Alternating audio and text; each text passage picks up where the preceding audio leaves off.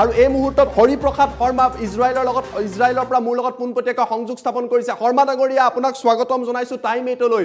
বৰ্তমান সময়ত ইজৰাইলত পৰিৱেশ কেনেকুৱা আৰু আপুনি বৰ্তমান সময়ত ক'ত আছে শৰ্মা ডাঙৰীয়া? নমস্কাৰ, টাইমছ 8ৰ সকলো খৰ্তালৈ মই নমস্কাৰ জনালো। বৰ্তমান মই ইজৰাইলৰ জেৰুচালেমত আছো।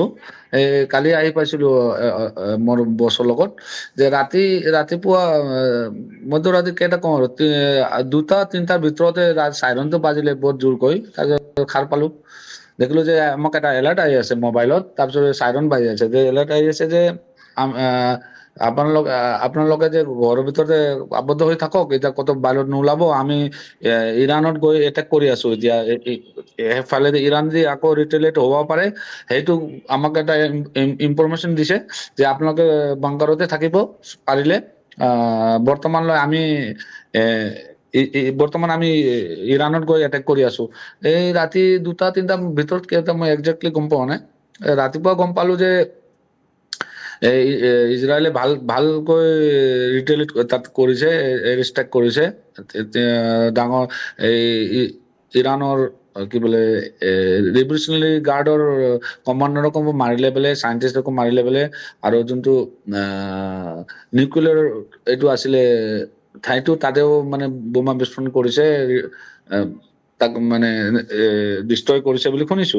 তাৰপিছত ৰাতিপুৱা খবৰ আহিলে যে আপোনালোকে আজি কতো নোলাব, স্কুল আৰু বাছ ট্ৰান্সপৰ্টেশ্যন চব বন্ধ আজি।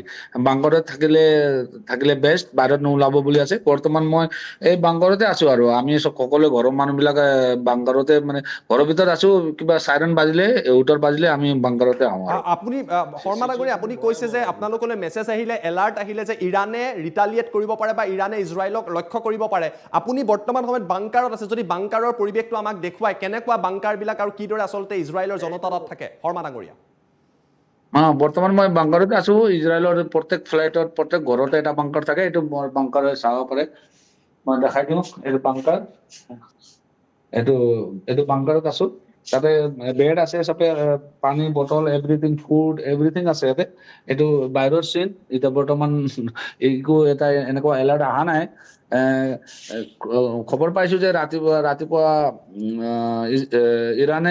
ইৰাণৰ থ্ৰু এতিয়া 800 ন কিমান 500-700 কিমান মিছাইল এৰিছে বুলি। কিছুমান মিছাইল এতিয়া জৰ্ডান বৰ্ডাৰত আমাৰ আইৰন ডমে ইণ্টাৰচেপ্ট কৰি কিনে তাক ডিষ্ট্ৰয় কৰিছে বুলি শুনিছো।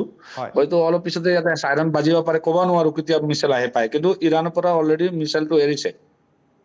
হয়, ধন্যবাদ জনাইছোঁ। যিহেতু আপোনালোকে বজাৰ পাতি কৰিব লাগিব, আৰু এইখিনি সময় দিয়াৰ বাবে আপোনাক ধন্যবাদ জনাইছোঁ।